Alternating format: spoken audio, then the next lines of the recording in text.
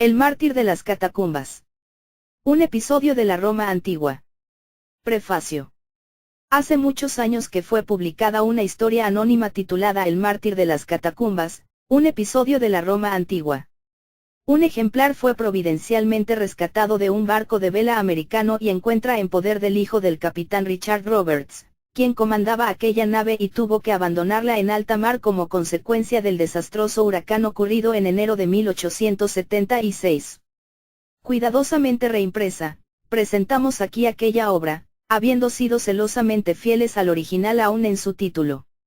Sacamos a la luz esta edición, animados de la viva esperanza de que el Señor la haya de emplear para hacerles ver a los fieles que reflexionan, como también a los descuidados y desprevenidos y a sus descendientes en estos últimos días malos, este palpitante cuadro de cómo sufrieron los santos de los primeros tiempos por su fe en nuestro Señor Jesucristo, bajo una de las persecuciones más crueles de la Roma pagana, y que en un futuro no lejano se pueden repetir con la misma intensidad de la ira satánica, mediante el mismo imperio romano de inminente renacimiento.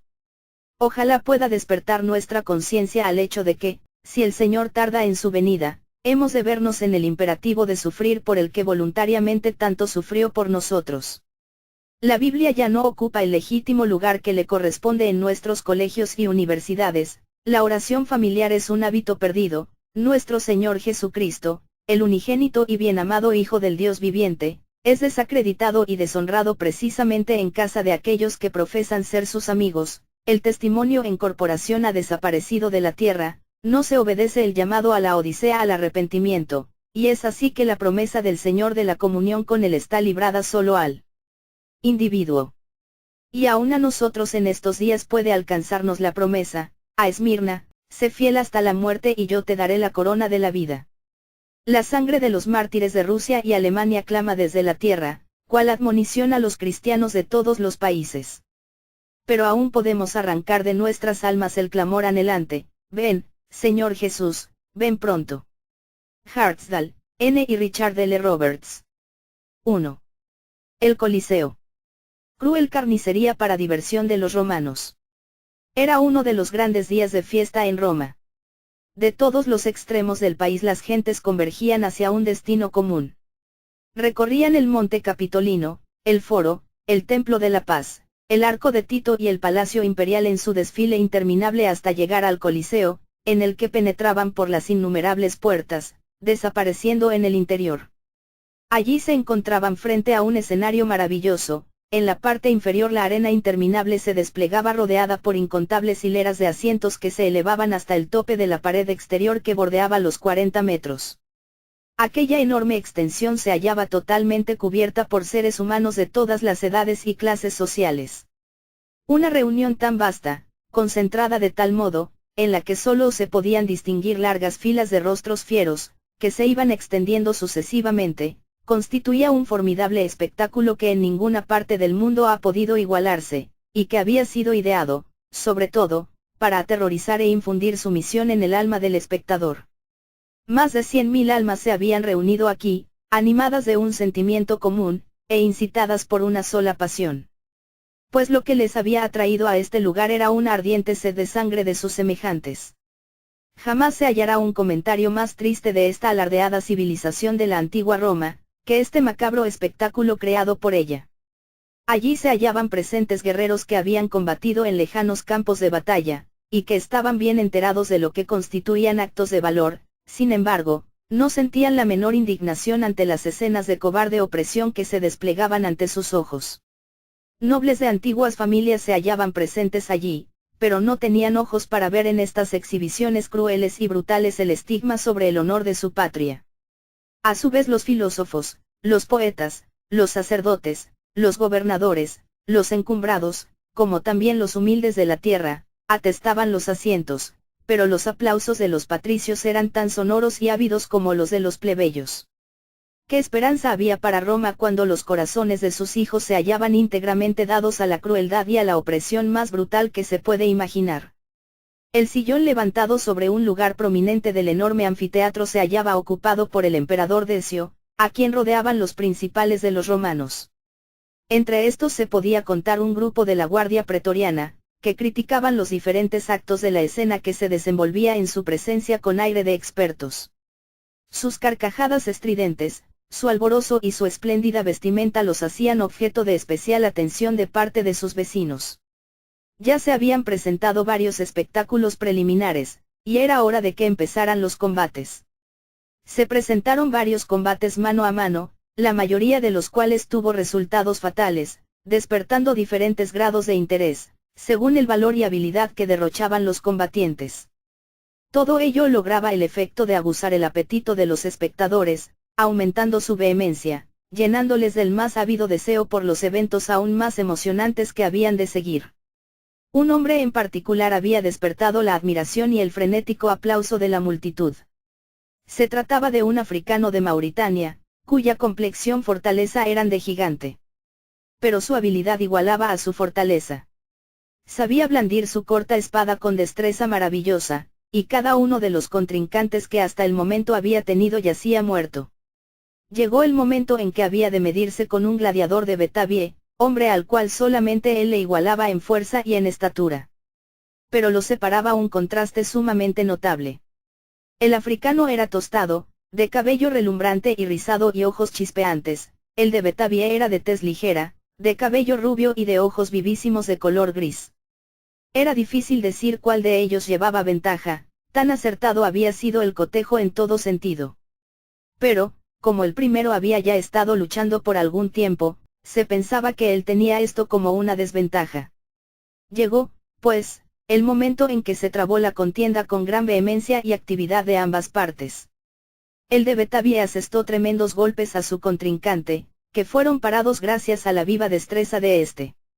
El africano era ágil y estaba furioso, pero nada podía hacer contra la fría y sagaz defensa de su vigilante adversario. Finalmente, a una señal dada, se suspendió el combate, y los gladiadores fueron retirados, pero de ninguna manera ante la admiración o conmiseración de los espectadores, sino simplemente por el sutil entendimiento de que era el mejor modo de agradar al público romano. Todos entendían, naturalmente, que los gladiadores volverían. Llegó ahora el momento en que un gran número de hombres fue conducido a la arena. Estos todavía estaban armados de espadas cortas. No bien pasó un momento, cuando ya ellos habían empezado el ataque.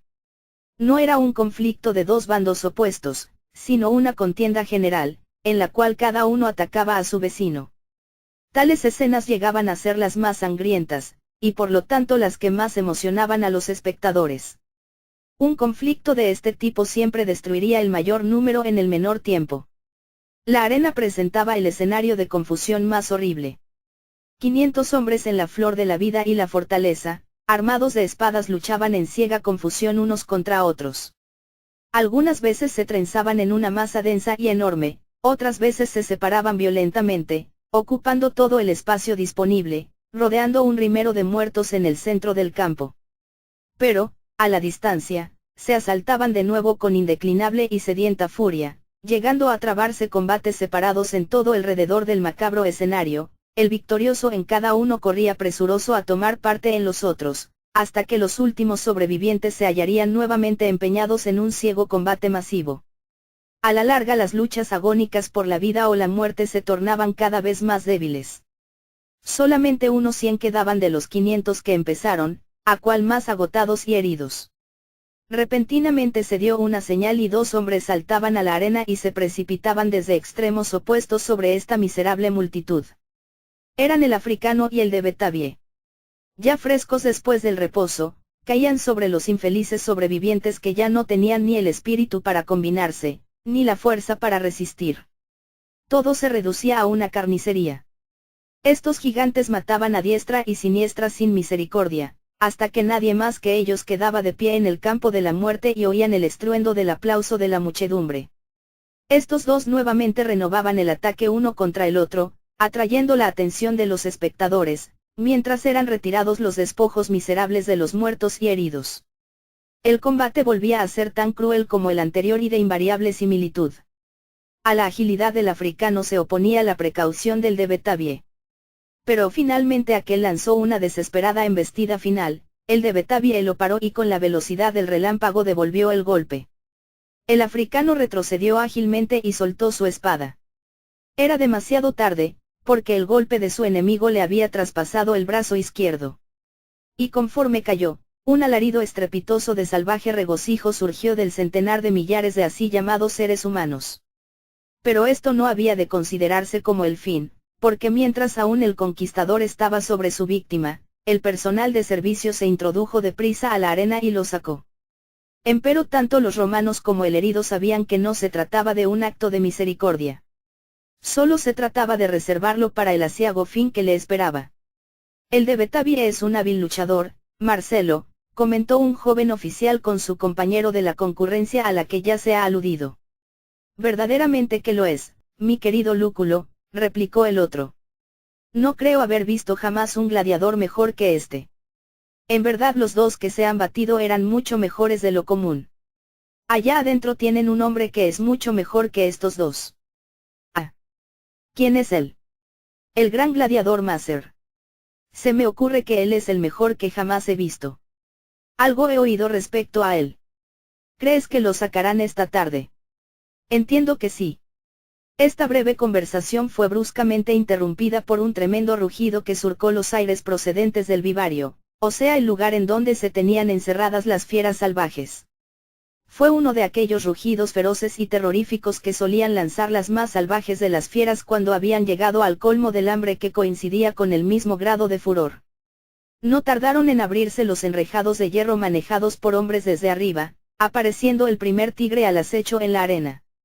Era un fiera del África, desde donde había sido traída no muchos días antes. Durante 3 días no había probado alimento alguno, y así el hambre juntamente con el prolongado encierro había aguzado su furor a tal extremo que solamente el contemplarlo aterrorizaba. Azotándose con la cola recorría la arena mirando hacia arriba, con sanguinarios ojos, a los espectadores. Pero la atención de estos no tardó en desviarse hacia un objeto distinto. Del otro extremo de donde la fiera se hallaba fue arrojado a la arena nada menos que un hombre. No llevaba armadura alguna, sino que estaba desnudo como todos los gladiadores, con la sola excepción de un taparrabo. Portando en su diestra la habitual espada corta, avanzó con dignidad y paso firme hacia el centro del escenario. En el acto todas las miradas convergieron sobre este hombre. Los innumerables espectadores clamaron frenéticamente, «Macer, Macer».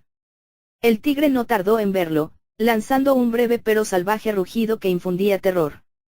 Macer con serenidad permaneció de pie con su mirada apacible pero fija sobre la ñora que movía la cola con mayor furia cada vez, dirigiéndose hacia él. Finalmente el tigre se agazapó, y de esta posición con el impulso característico se lanzó en un salto feroz sobre su presa. Macer no estaba desprevenido. Como una centella voló hacia la izquierda, y no bien había caído el tigre en tierra, cuando le aplicó una estocada corta pero tajante y certera en el mismo corazón. Fue el golpe fatal para la fiera.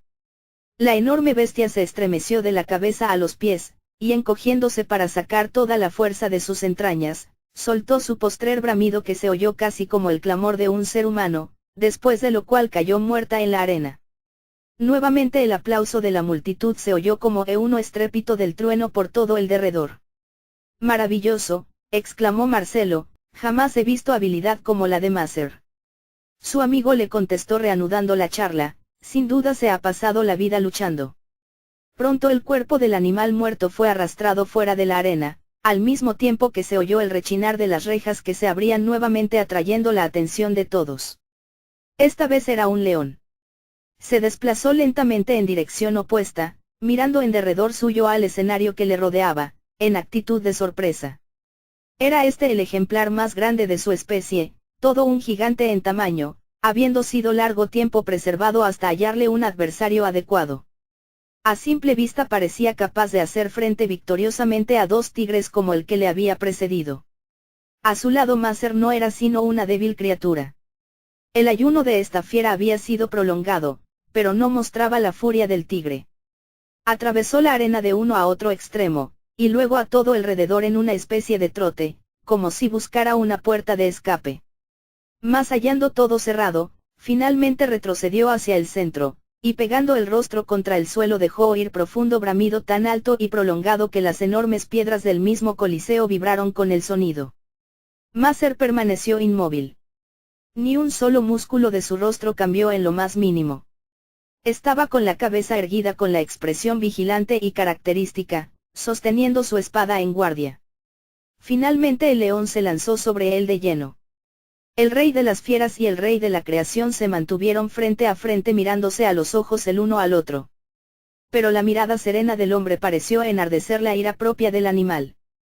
Erecta la cola y todo él, retrocedió, y tirando su melena, se agazapó hasta el suelo en preparación para saltar. La enorme multitud se paró embelesada. He aquí una escena que merecía su interés.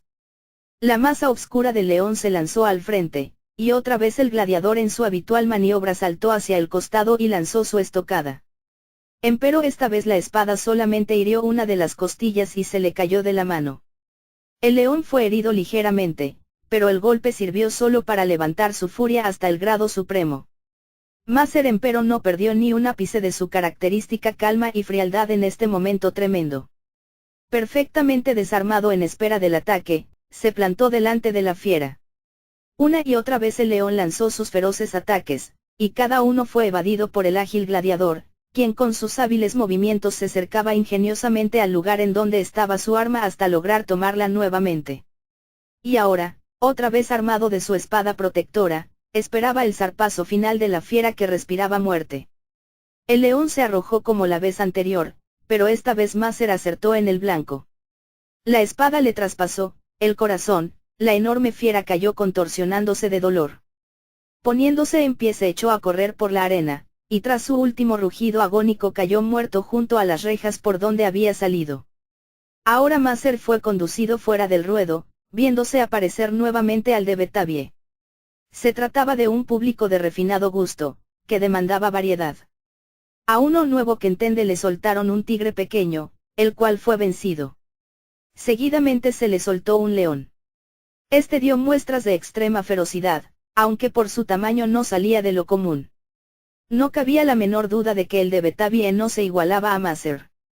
El león se lanzó sobre su víctima, habiendo sido herido, pero, al lanzarse por segunda vez al ataque, agarró a su adversario, y literalmente lo despedazó. Entonces nuevamente fue sacado Maser, para quien fue tarea fácil acabar con el cachorro. Y esta vez, mientras Maser permanecía de pie recibiendo los interminables aplausos, apareció un hombre por el lado opuesto. Era el africano. Su brazo ni siquiera se le había vendado sino que colgaba a su costado, completamente cubierto de sangre. Se encaminó titubeando hacia Maser, con penosos pasos de agonía. Los romanos sabían que éste había sido enviado sencillamente para que fuese muerto.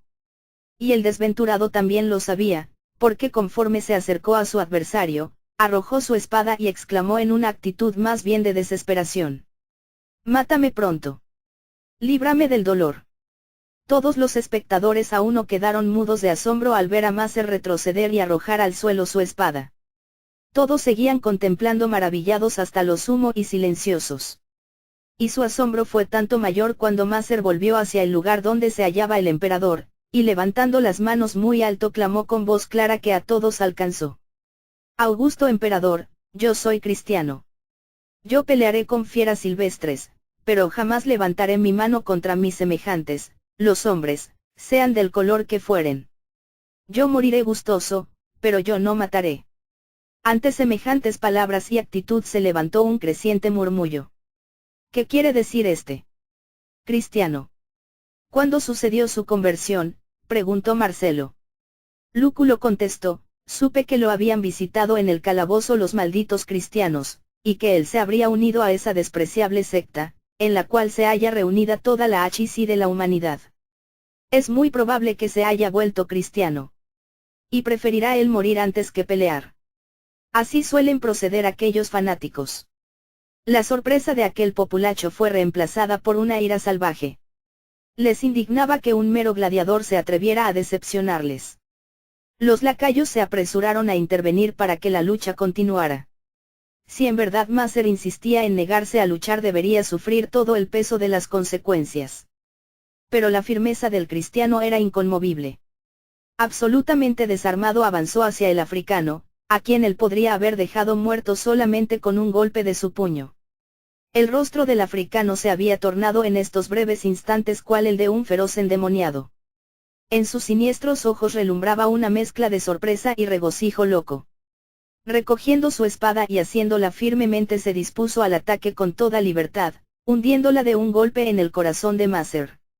Señor Jesús, recibe mi espíritu, salieron esas palabras entre el torrente de sangre en medio del cual este humilde pero osado testigo de Cristo dejó la tierra, uniéndose al nobilísimo ejército de mártires. ¿Suele haber muchas escenas como esta?, preguntó Marcelo. Así suele ser. Cada vez que se presentan cristianos. Ellos hacen frente a cualquier número de fieras. Las muchachas caminan de frente firmemente desafiando a los leones y a los tigres, pero ninguno de estos locos quiere levantar su mano contra otros hombres. Este Maser ha desilusionado amargamente a nuestro populacho. Era el más excelente de todos los gladiadores que se han conocido, empero, al convertirse en cristiano, cometió la peor de las necedades. Marcelo contestó meditativo, fascinante religión debe ser aquella que lleva a un simple gladiador a proceder de la manera que hemos visto. Ya tendrás la oportunidad de contemplar mucho más de esto que te admira. ¿Cómo así? No lo has sabido. Estás comisionado para desenterrar a algunos de estos cristianos. Se han introducido en las catacumbas y hay que perseguirlos. Cualquiera pensaría que ya tienen suficiente. Solamente esta mañana quemaron 50 de ellos. Y la semana pasada degollaron 100. Pero eso no es nada. La ciudad íntegra se ha convertido en todo un enjambre de ellos. Pero el emperador Decio ha resuelto restaurar en toda su plenitud la antigua religión de los romanos. Desde que estos cristianos han aparecido el imperio va en vertiginosa declinación. En vista de eso él se ha propuesto a aniquilarlos por completo. Son la mayor maldición, y como a tal se les tiene que tratar. Pronto llegarás a comprenderlo. Marcelo contestó con modestia, yo no he residido en Roma lo suficiente, y es así que no comprendo qué es lo que los cristianos creen en verdad. Lo que ha llegado a mis oídos es que casi cada crimen que sucede se les imputa a ellos. Sin embargo, en el caso de ser como tú dices, he de tener la oportunidad de llegar a saberlo. En ese momento una nueva escena les llamó la atención. Esta vez entró al escenario un anciano, de figura inclinada y cabello blanco plateado. Era de edad muy avanzada. Su aparición fue recibida con gritos de burla e irrisión, aunque su rostro venerable y su actitud digna hasta lo sumo hacían presumir que se le presentaba para despertar admiración. Mientras las risotadas y los alaridos de irrisión herían sus oídos, él elevó su cabeza al mismo tiempo que pronunció unas pocas palabras. ¿Quién es él?, preguntó Marcelo. Ese es Alejandro, un maestro de la abominable secta de los cristianos, es tan obstinado que se niega a retractarse. Silencio. Escucha lo que está hablando. Romanos, dijo el anciano, yo soy cristiano. Mi Dios murió por mí, y yo gozoso ofrezco mi vida por él. Esta persecución por el emperador Decio fue desde el año 249 al 251 AC, o sea que duró como 2 años y medio.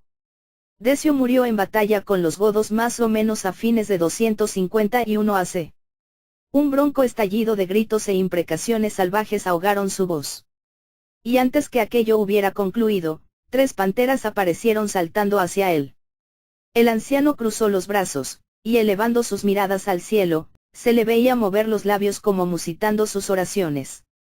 Las salvajes fieras cayeron sobre él mientras oraba de pie, y en cuestión de segundos lo habían destrozado. Seguidamente dejaron entrar otras fieras salvajes. Empezaron a saltar alrededor del ruedo intentando saltar contra las barreras. En su furor se trenzaron en horrenda pelea unas contra otras. Era una escena espantosa. En medio de la misma fue arrojada una banda de indefensos prisioneros, empujados con rudeza. Se trataba principalmente de muchachas, que de este modo eran ofrecidas a la apasionada turba romana sedienta de sangre. Escenas como esta habrían conmovido el corazón de cualquiera en quien las últimas trazas de sentimientos humanos no hubiesen sido anuladas. Pero la compasión no tenía lugar en Roma. Encogidas temerosas las infelices criaturas, mostraban la humana debilidad natural al enfrentarse con muerte tan terrible, pero de un momento a otro, algo como una chispa misteriosa de fe las poseía y las hacía superar todo temor. Al darse cuenta las fieras de la presencia de sus presas, empezaron a acercarse. Estas muchachas, juntando las manos, pusieron los ojos en los cielos, y elevaron un canto solemne e imponente, que se elevó con claridad y bellísima dulzura hacia las mansiones celestiales. Al que nos amó. Al que nos ha lavado de nuestros pecados. En su propia sangre. A uno que nos ha hecho reyes y sacerdotes. Para nuestro Dios y Padre. A él sea gloria y dominio. Por los siglos de los siglos. Aleluya. Amén. Una por una fueron silenciadas las voces, ahogadas con su propia sangre, agonía y muerte. Uno por uno los clamores y contorsiones de angustia se confundían con exclamaciones de alabanza, y estos bellos espíritus juveniles, tan heroicos ante el sufrimiento y fieles hasta la muerte, llevaron su canto hasta unirlo con los salmos de los redimidos en las alturas. Asterisco asterisco asterisco. 2. El campamento pretoriano. Cornelio, el centurión, varón justo y temeroso de Dios. Marcelo había nacido en Gades, y se había criado bajo la férrea disciplina del ejército romano.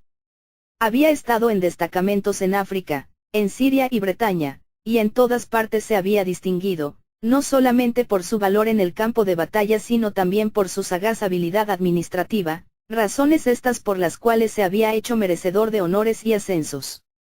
A su llegada a Roma, a donde había venido portando importantes mensajes, había agradado al emperador de tal manera que le había destinado a un puesto honorable entre los pretorianos. Lúculo, por el contrario, jamás había salido de las fronteras de Italia, apenas quizá de la ciudad. Pertenecía a una de las más antiguas y nobles familias romanas, y era, naturalmente, heredero de abundantes riquezas, con la correspondiente influencia que a estas acompaña. Había sido cautivado por el osado y franco carácter de Marcelo, siendo así que los dos jóvenes se convirtieron en firmes amigos. El conocimiento minucioso que de la capital poseía Lúculo, le deparaba la facilidad de servir a su amigo, y las escenas descritas en el capítulo precedente fueron en una de las primeras visitas que Marcelo hacía al renombrado Coliseo. El campamento pretoriano estaba situado junto a muralla de la ciudad, a la cual se hallaba unido por otra muralla que lo circundaba. Los soldados vivían en cuartos a modo de celdas perforadas en la misma pared. Era un cuerpo integrado por numerosos hombres cuidadosamente seleccionados, y su posición en la capital les concedió tal poder e influencia que por muchas edades mantuvieron el control del gobierno de la capital.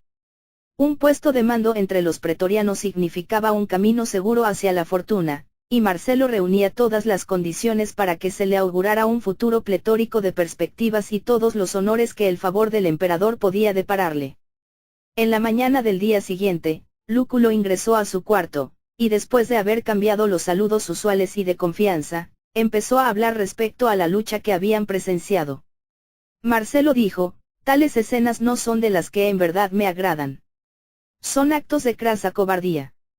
A cualquiera le puede complacer el ver a dos hombres bien entrenados trabarse en pareja lucha limpiamente, pero aquellas carnicerías que se ven en el Coliseo son detestables. ¿Por qué había de matarse a Macer?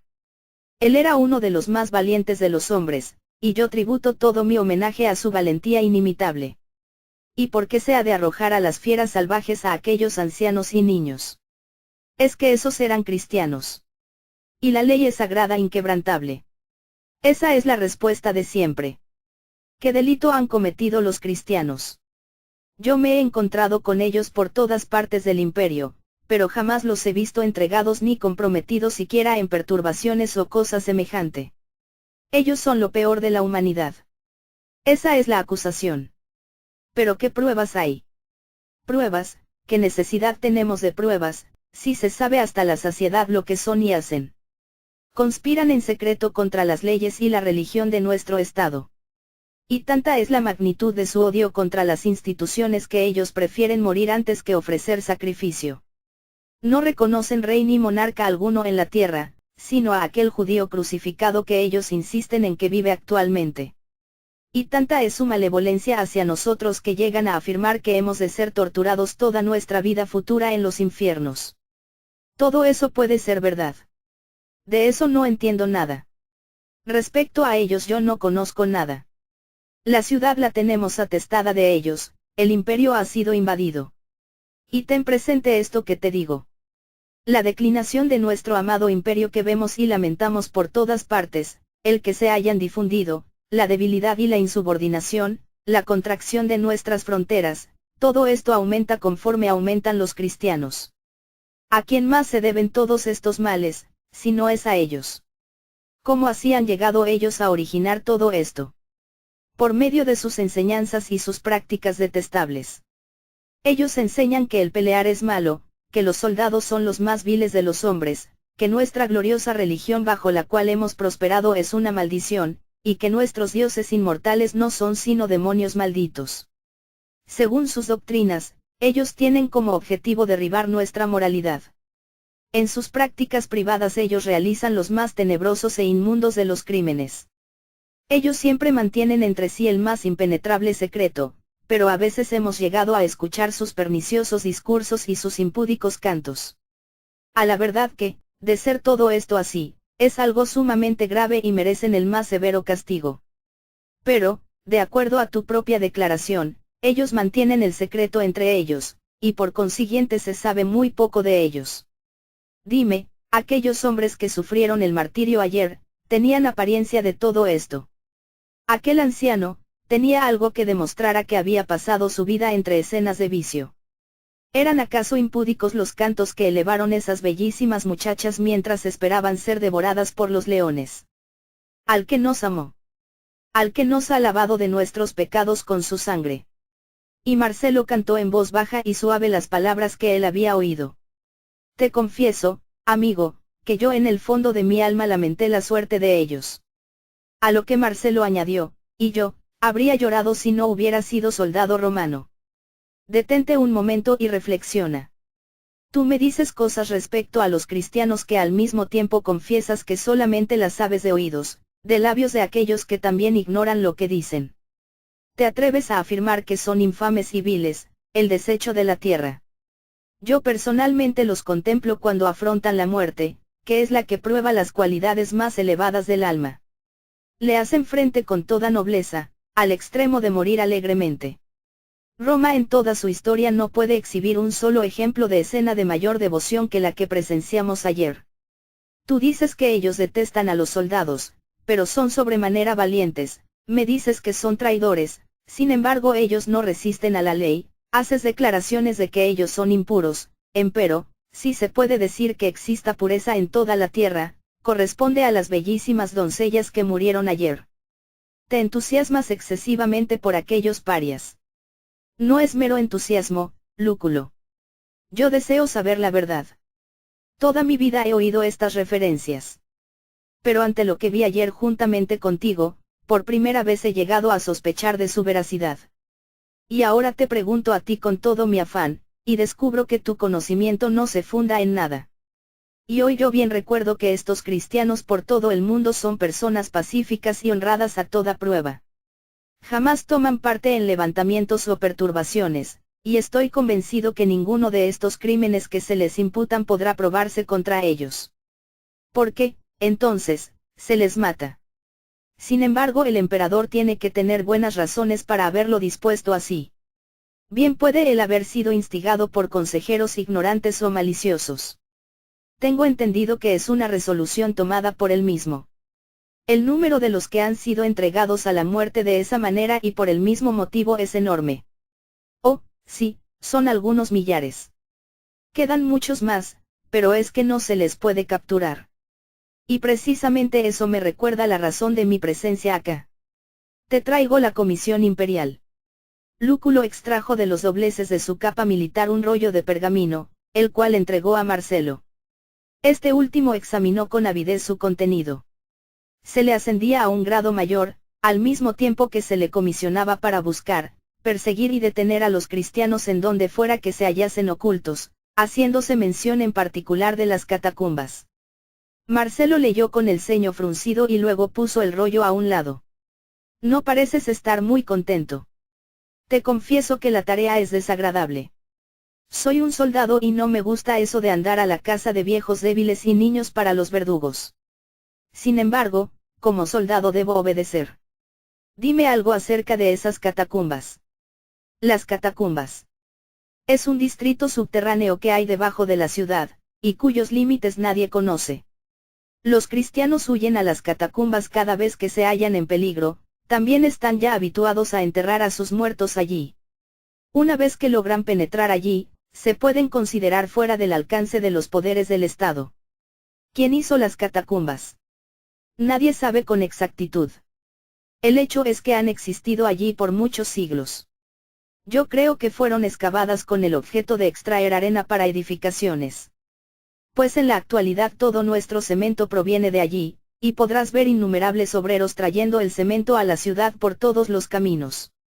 En la actualidad tienen que ir hasta una gran distancia, porque con el transcurso de los años han excavado tanto debajo de la ciudad que la han dejado sin fundamento.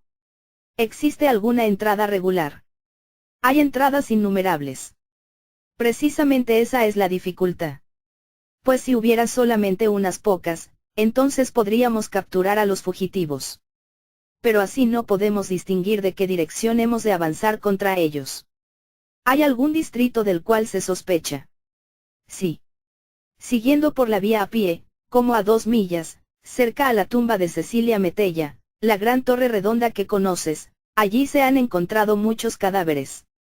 Hay conjeturas que esos son cuerpos de los cristianos que han sido rescatados del anfiteatro y llevados allá para asearles sepultura. Al acercarse los guardias, los cristianos han dejado los cadáveres y han huido. Pero, después de todo, eso no ayuda en nada, porque después que uno penetra a las catacumbas, no puede considerar que está más cerca del objetivo que antes. No hay ser humano que pueda penetrar a aquel laberinto sin el auxilio de aquellos que viven allí mismos. ¿Quiénes viven allí? Los excavadores, que aún se dedican a cavar la sierra en busca de arena para las construcciones. Casi todos ellos son cristianos, y siempre están ocupados a cavar tumbas para los cristianos que mueren. Esos hombres han vivido allí toda la vida, y no solamente puede decir que están familiarizados con todos aquellos pasajes, sino que tienen una especie de instinto que les guía. Has entrado algunas veces a las catacumbas, ¿verdad? Una vez, hace mucho tiempo, cuando un excavador me acompañó. Pero solo permanecí allí un corto tiempo. Me dio la impresión de ser el lugar más terrible que hay en el mundo. Yo he oído hablar de las catacumbas, pero en realidad no sabía nada respecto a ellas. Es extraño que sean tan poco conocidas. ¿No podrían esos excavadores comprometerse a guiar a los guardias por todo ese laberinto? No, ellos no entregarían a los cristianos. Pero, se ha intentado hacerlo. Oh, sí. Algunos obedecen y guían a los oficiales de la justicia a través de la red de pasajes, hasta que llega un momento en que casi pierden el sentido. Las antorchas casi se extinguen, llegando ellos a aterrorizarse. Y entonces piden que se regrese.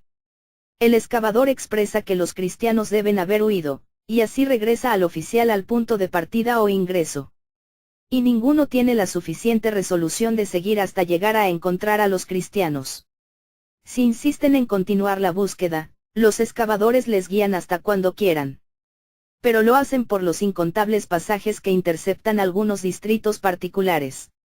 Y no se ha encontrado uno solo que entregue a los fugitivos. Sí, algunas veces. Pero, ¿de qué sirve? A la primera señal de alarma todos los cristianos desaparecen por los conductos laterales que se abren por todas partes. Mis perspectivas de éxito parecen muy pocas. Podrán ser muy pocas, pero mucha esperanza se tiene cifrada en tu osadía u sagacidad.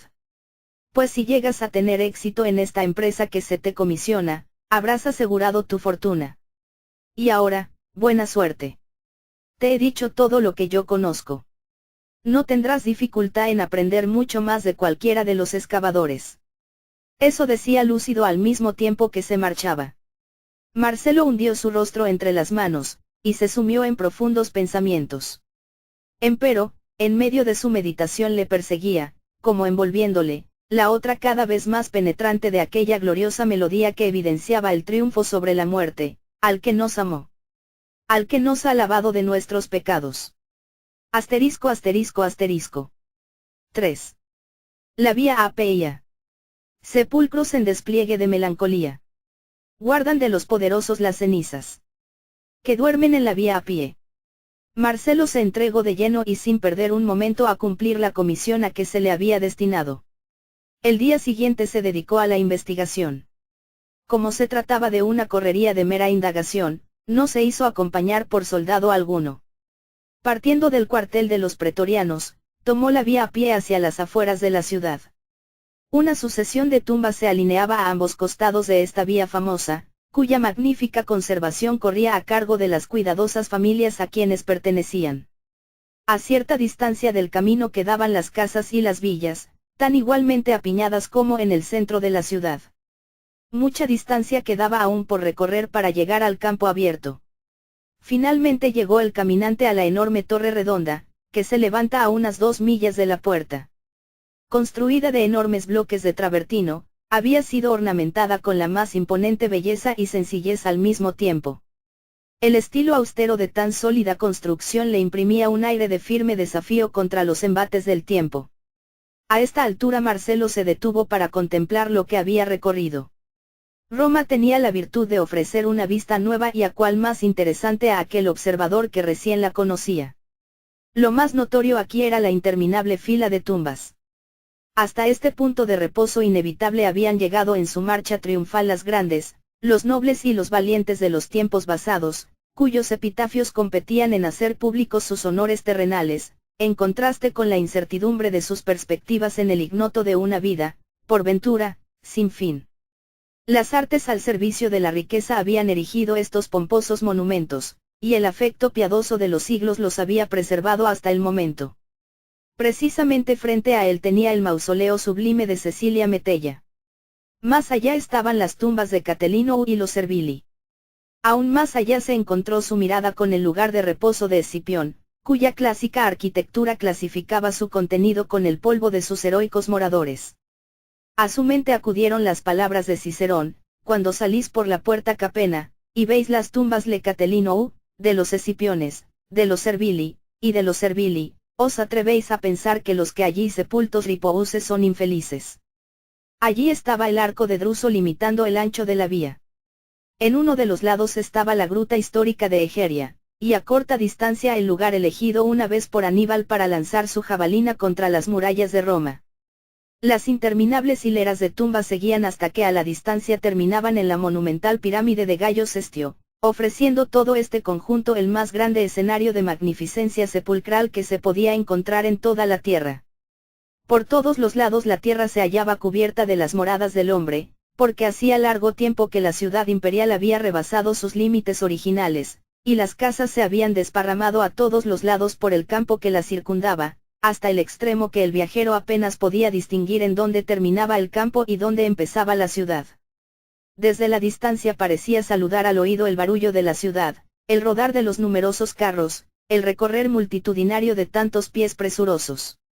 Delante de él se levantaban los monumentos, el blanquísimo lustre del Palacio Imperial, las innumerables cúpulas y columnas formando torres elevadas, como una ciudad en el aire, por encima de todo el excelso monte Capitolino, en cuya cumbre se eleva el templo de Jove. Empero, tanto más impresionante que el esplendor del hogar de los vivos era la solemnidad de la ciudad de los muertos. Qué derroche de gloria arquitectónica se desplegaba alrededor de él.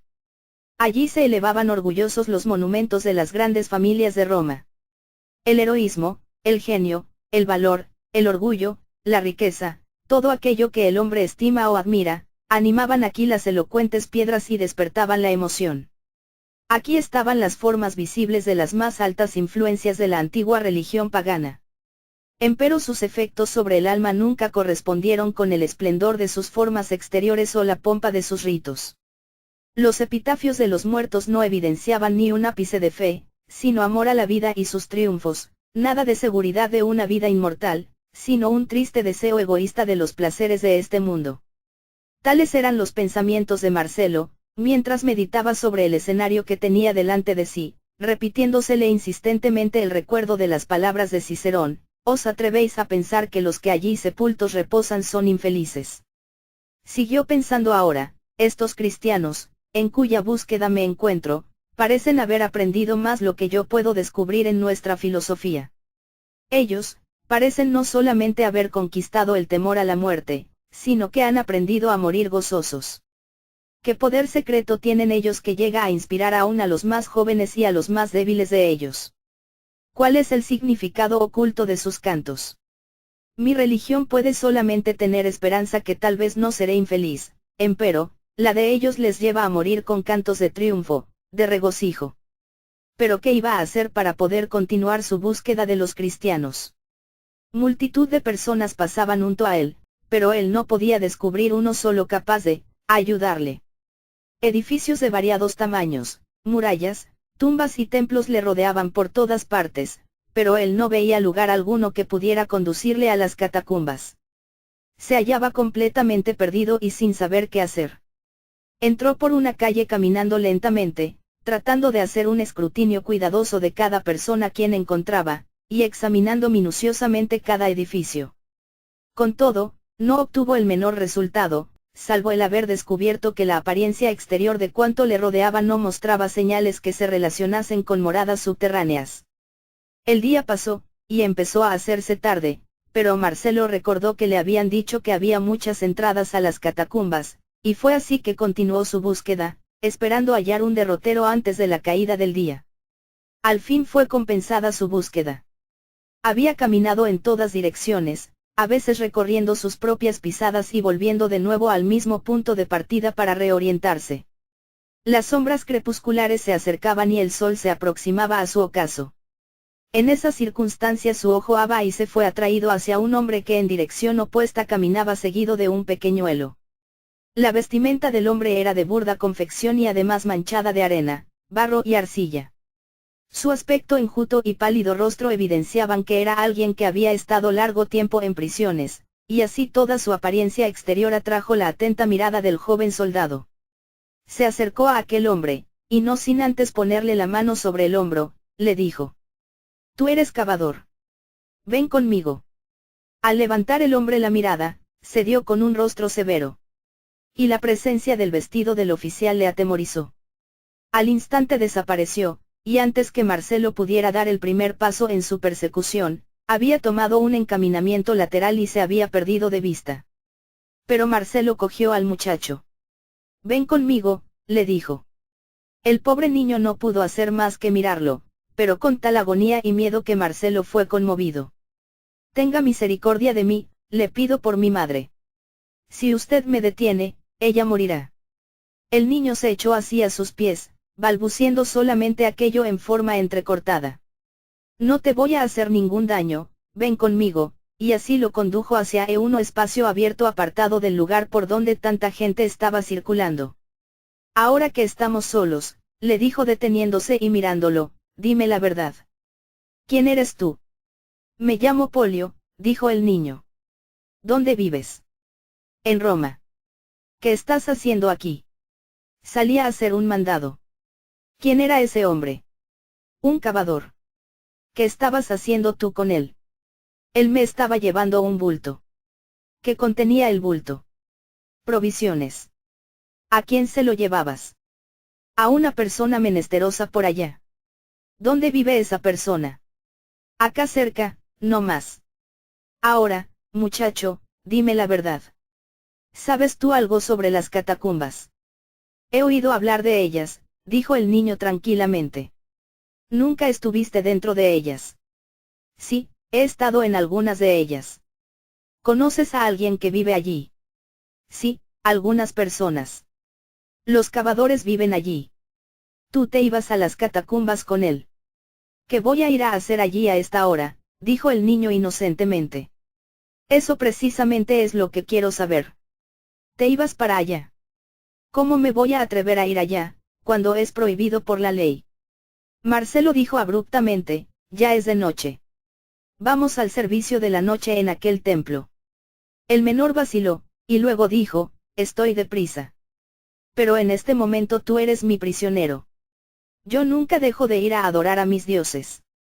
Tú tienes que venir conmigo y ayudarme en mis servicios devocionales». A lo que el niño contestó firmemente: «Yo no puedo». «¿Por qué no puedes?» Pues soy cristiano.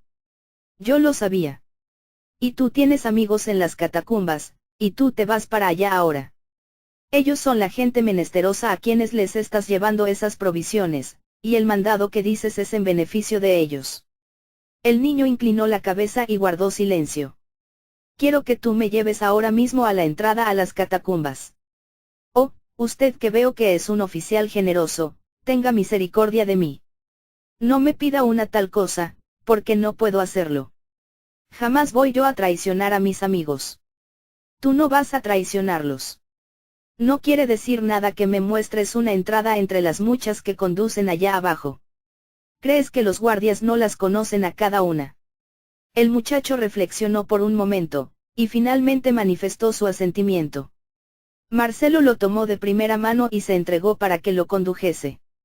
El niño volteó hacia la derecha de la vía a pie, y después de recorrer una corta distancia, llegó a una casa inhabitada. Entró en ella y bajó al sótano. Allí había una puerta que aparentemente daba a un sencillo depósito. El niño señaló ese lugar y se detuvo. Yo deseo bajar allá, dijo Marcelo firmemente. Seguro que usted no se atrevería a bajar allí solo. Dicen que los cristianos no cometen delitos. ¿De qué habría yo de temer? Sigamos. Yo no tengo antorchas. Pero yo tengo. Yo vine preparado. Vamos. Yo no puedo seguir más. ¿Te niegas? El muchacho replicó, debo negarme. Mis amigos, mis parientes se hallan allá abajo. Antes que conducirle a usted, allá donde están ellos yo moriría 100 veces. Tú eres muy osado. Pero no sabes lo que es la muerte. Que yo no lo sé. ¿Qué cristiano hay que tema ir a la muerte? Yo he visto a muchos de mis amigos morir la agonía, y aún he ayudado a sepultarlos. Yo no le conduciré a usted allá. Lléveme a la prisión. El niño dio media vuelta. Pero si yo te llevo, ¿qué pensarán tus amigos? ¿Tienes madre? El niño inclinó la cabeza y se echó a llorar amargamente. La mención de aquel nombre querido le había vencido. Ya veo que tienes madre y que la amas. Llévame abajo y la volverás a ver. Yo jamás les traicionaré, ya le he dicho. Antes moriré. Haga conmigo lo que quiera usted. Si yo tuviera malas intenciones. ¿Creeste que bajaría sin hacerme acompañar por soldados?, dijo Marcelo. Pero ¿qué puede querer un soldado, o un pretoriano, con los perseguidos cristianos, sino destruirlos? Muchacho, yo no tengo malas intenciones. Si tú me guías abajo te juro que no haré nada contra tus amigos.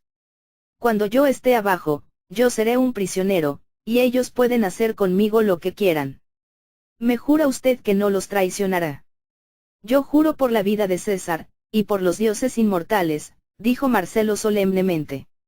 Vamos, entonces, dijo el niño. No necesitamos antorchas. Sígame cuidadosamente. Y el menor penetró por la estrechísima abertura. Asterisco asterisco asterisco. 4. Las catacumbas. Nada de luz, sino solo tinieblas que descubrían cuadros de angustia. Regiones de dolor, funestas sombras. Siguieron en la densa obscuridad, hasta que al fin el pasaje se tornó más ancho y llegaron a unas gradas que conducían hacia abajo.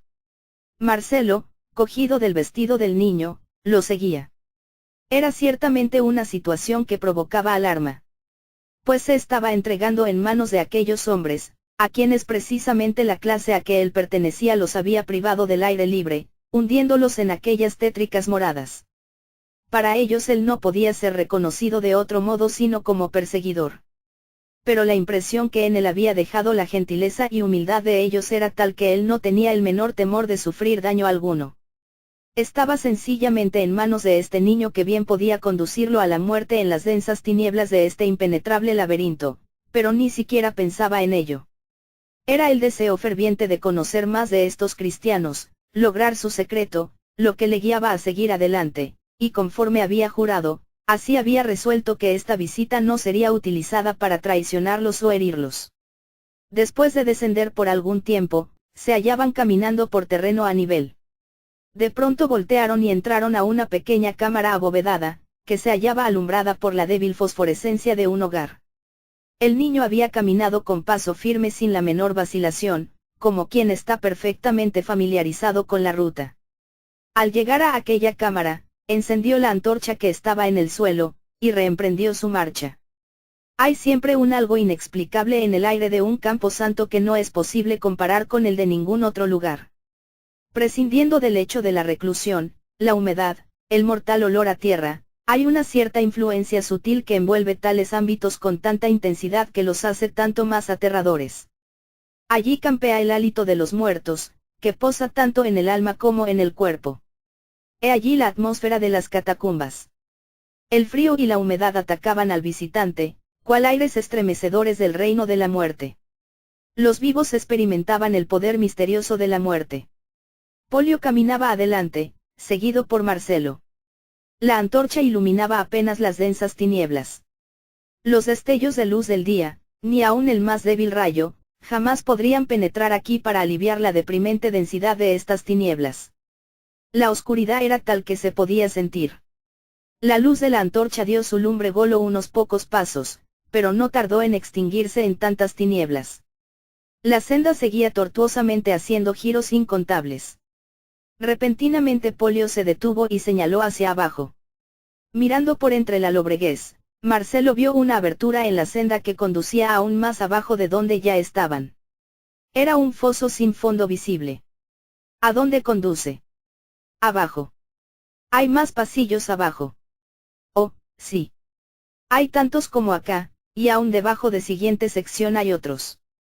Yo solo he estado en pisos diferentes de estas sendas, pero algunos viejos cavadores dicen que hay algunos lugares en que se puede bajar a una enorme profundidad.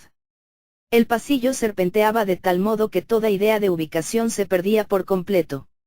Marcelo ya no podía precisar si se hallaba a unos cuantos pasos de la entrada o a muchos estadios. Sus perplejos pensamientos tardaron en tornarse hacia otras cosas.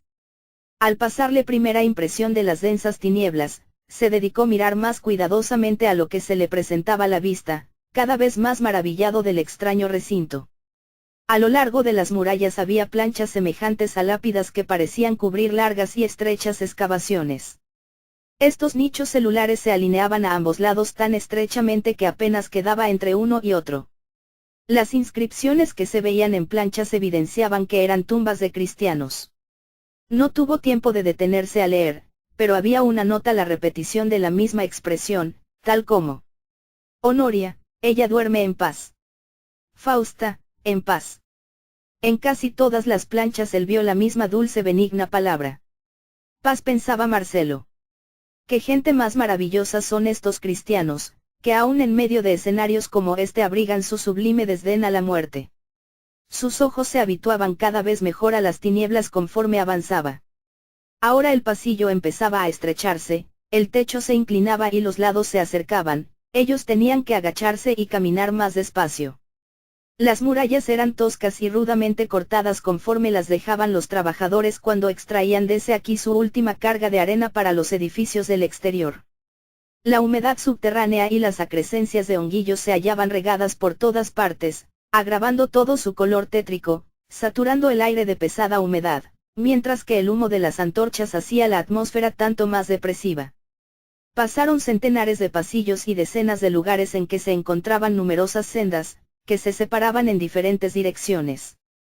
Estas innumerables sendas demostraban a Marcelo hasta qué punto se hallaba fuera de toda esperanza, cortado del mundo del exterior. Este niño lo tenía en sus manos. Suelen perderse algunas personas acá. Con gran frecuencia. ¿Qué pasa con ellos? Algunas veces vagan hasta que encuentran a algún amigo, algunas otras veces nunca más se oye nada de ellos. Pero en la actualidad la mayoría de nosotros conocemos el lugar tan bien, que sin nos perdernos, no tardamos en llegar de nuevo, a tientas, a alguna senda conocida. Una cosa en particular impresionó mayormente al joven oficial, y era la inmensa preponderancia de las tumbas pequeñas. Polio le explicó que esas pertenecían a niños. Ello le despertó sentimientos y emociones que no había experimentado antes. Niños, pensaba él. ¿Qué hacen ellos? Los jóvenes, los puros, los inocentes. ¿Por qué no fueron sepultados arriba, en donde los rayos bienhechores del sol los abrigarían y las flores adornarían sus tumbas. ¿Acaso ellos hollaron senderos tan tenebrosos como estos en sus cortos días de vida? ¿Acaso ellos hubieron de compartir su suerte con aquellos que recurrieron a estos tétricos escondites en su huida de la persecución?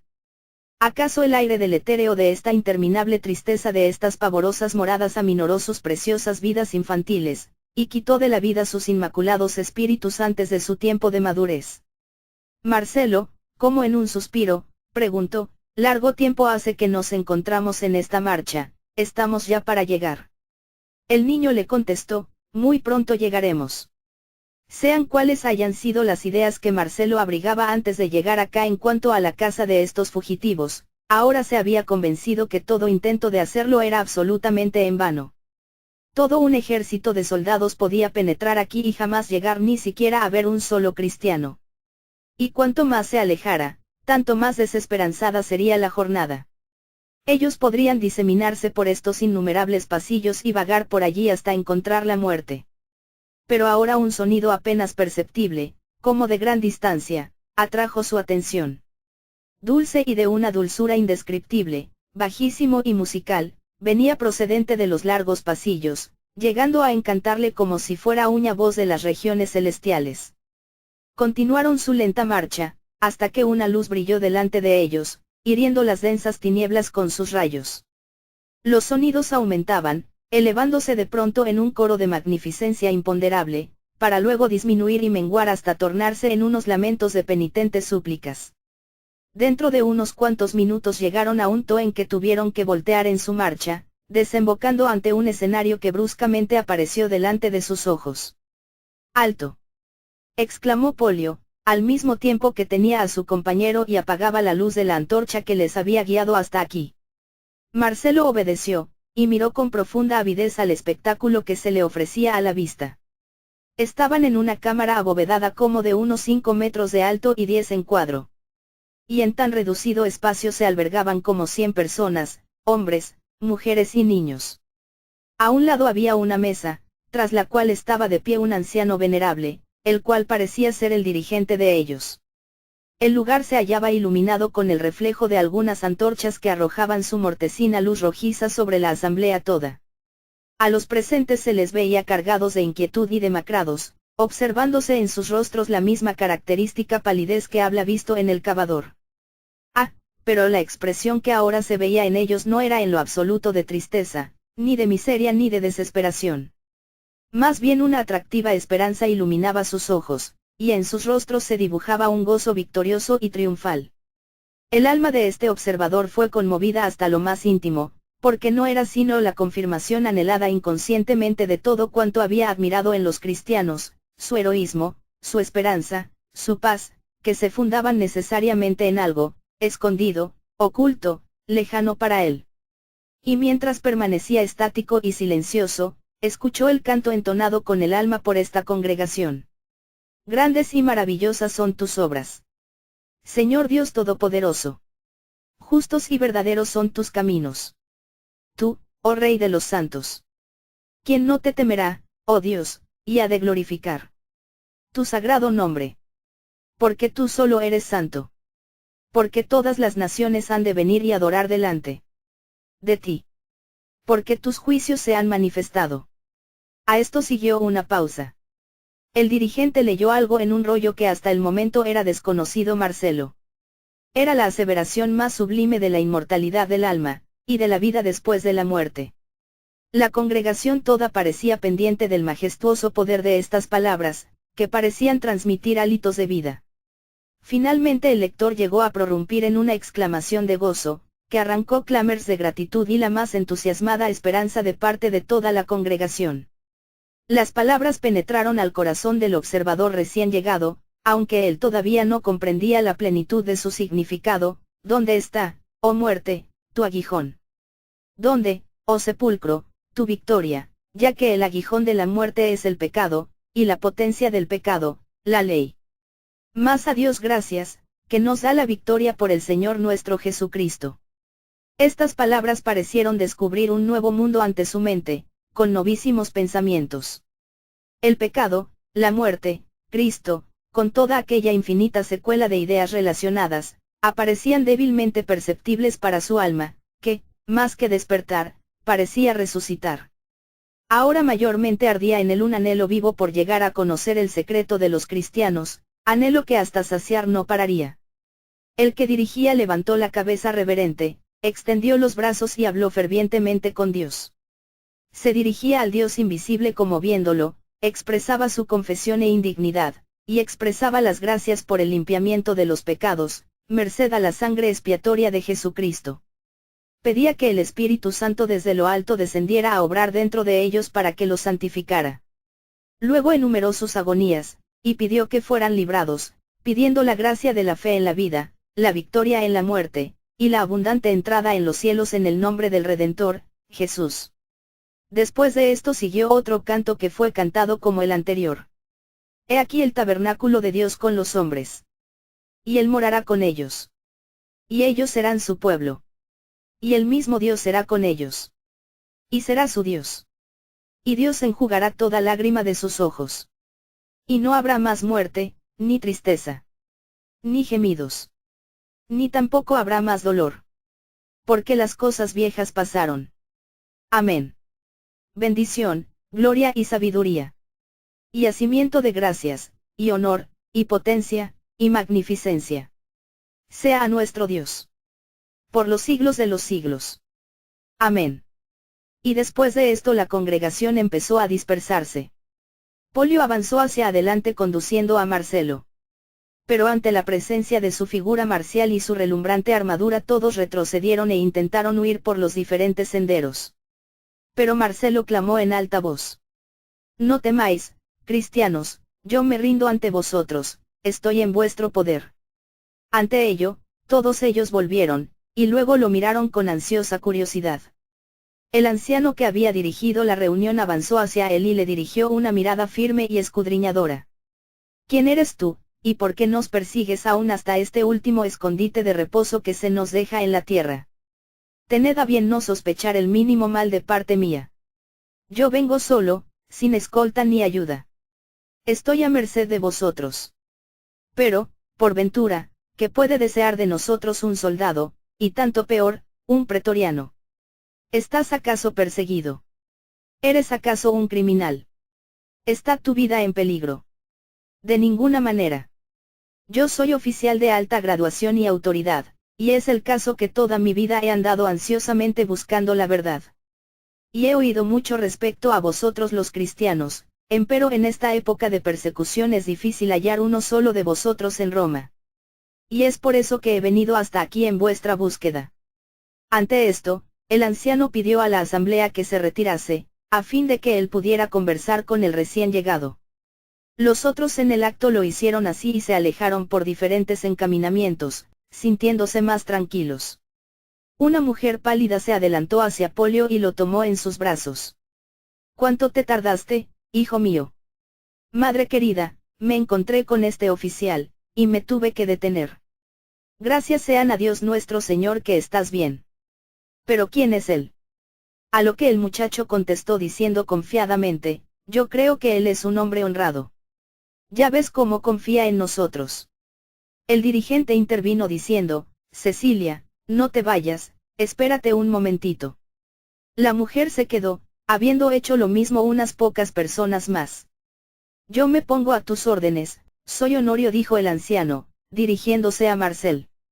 Soy un humilde anciano en la iglesia de Jesucristo. Yo creo que tú eres sincero y de buena fe. Dime pues ahora, ¿qué es lo que quieres de nosotros? Por mi parte, me pongo a sus órdenes.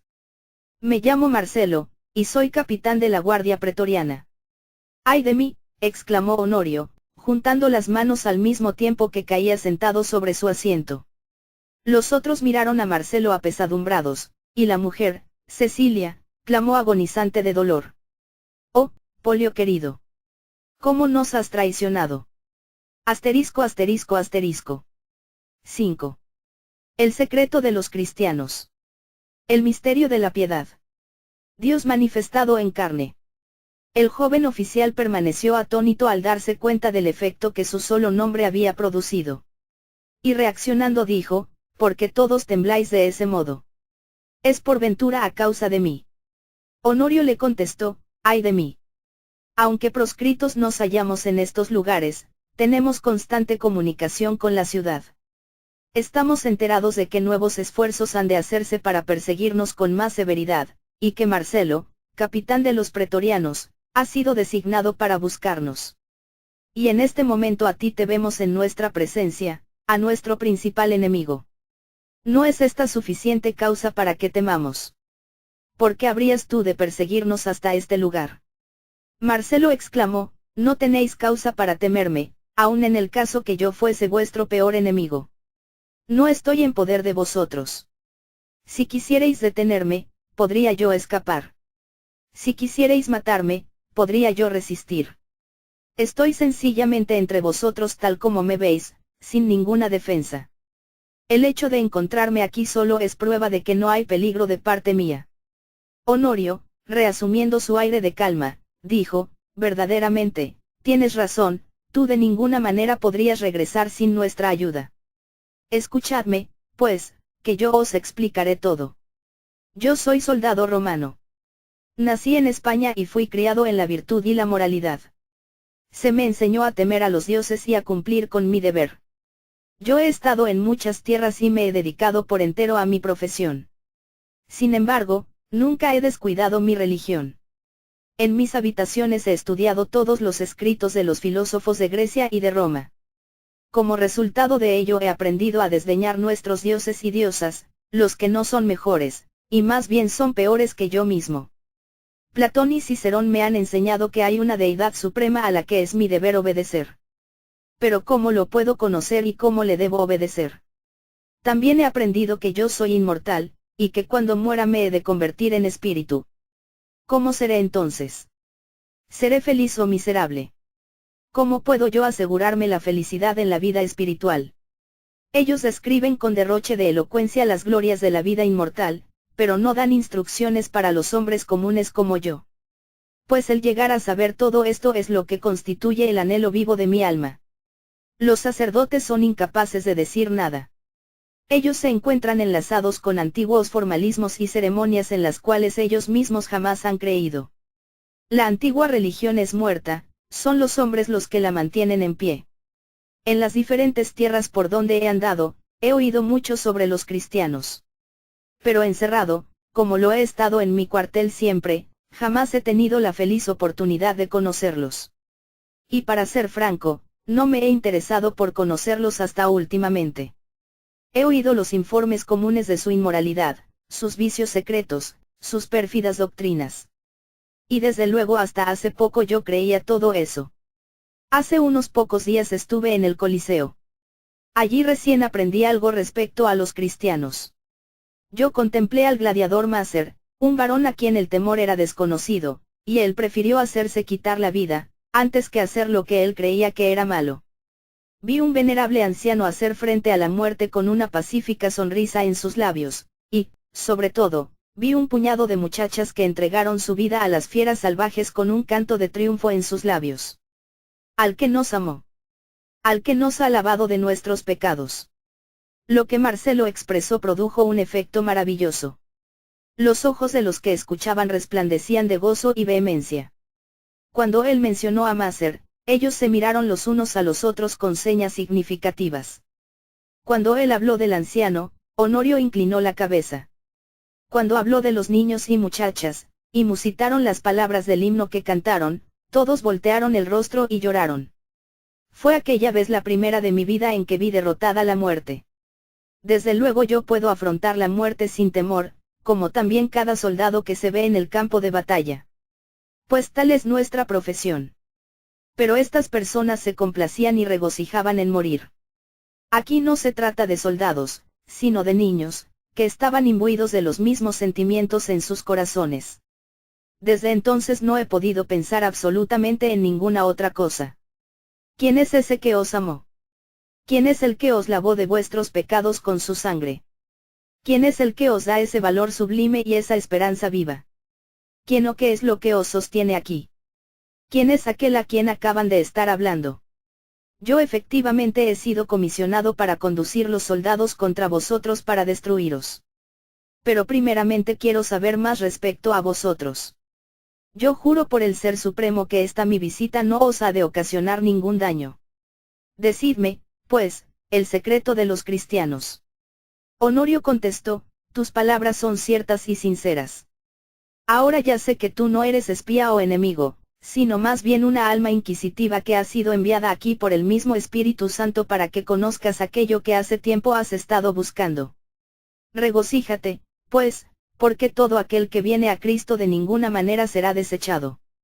Has visto hombres y mujeres que han dejado amigos, hogar, honores, y riquezas para vivir aquí en necesidad, temor, dolor, y todo lo han tenido por pérdida por causa de Jesucristo. Ni aun sus propias vidas aprecian ellos. El cristiano lo deja todo por aquel que le amo.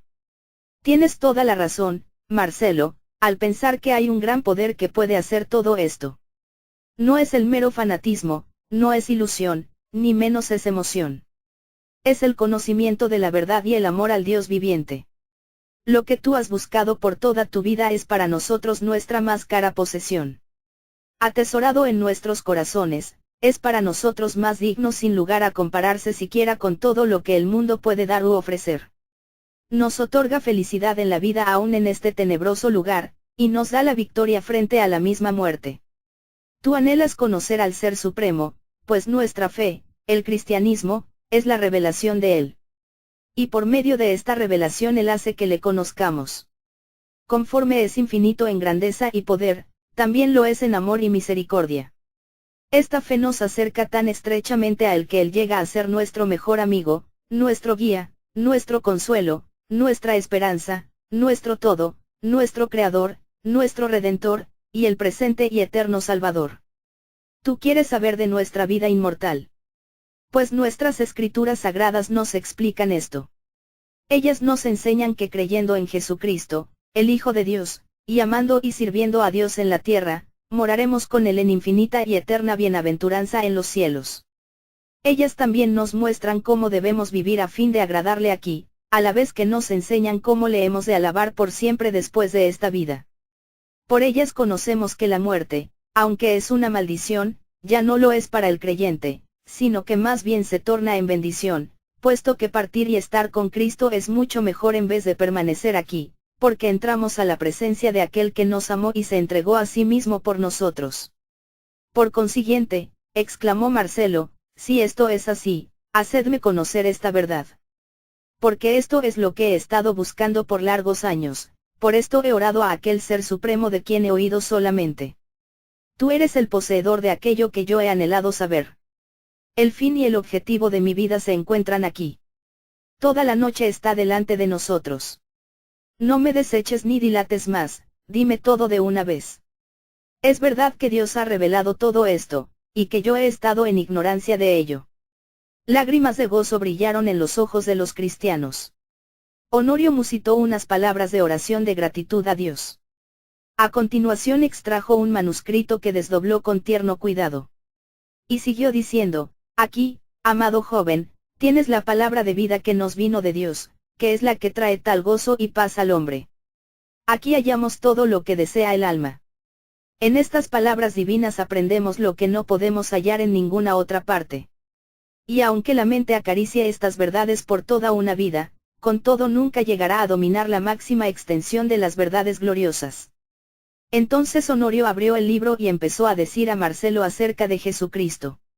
Le habló de la promesa en el Edén de uno que había de herir a Satanás en la cabeza, y la sucesión de profetas que habían predicho su venida, del pueblo escogido por medio del cual Dios había mantenido vivo el conocimiento de la verdad por tantas edades, y de las obras portentosas que ellos habían presenciado. Le leyó el anuncio de que el Hijo de Dios había de nacer de una virgen. Le leyó sobre el nacimiento, su niñez, las primeras presentaciones, sus milagros, sus enseñanzas. Todo esto le leyó, agregando unos pocos comentarios de su parte, del sagrado manuscrito. Seguidamente pasó a relatar el tratamiento que él recibió, las burlas, el desprecio, la persecución que aceleró todo hasta llegar él a ser traicionado y condenado a muerte. Finalmente leyó la narración de su muerte en la cruz del Calvario. El efecto de todo esto era maravilloso en Marcelo. La luz parecía iluminar su mente. La santidad Dios que abomina el pecado del hombre, su justicia que demanda el castigo, su paciencia infinita que previno un modo de salvar a sus criaturas de la ruina que ellas mismas habían traído sobre sí, su amor inconmensurable que le llevó a dar su Hijo unigénito y bien amado, ese amor que le hizo bajar para sacrificarse para la salvación de los hombres, todo fue explicado con claridad meridiana. Cuando Honorio llegó a la culminación de la dolorosa historia del Calvario, y al punto cuando Jesús clamó, Dios mío, ¿por qué me has desamparado?, seguida del grito de triunfo consumado es, se pudo oír un profundo suspiro de Marcelo.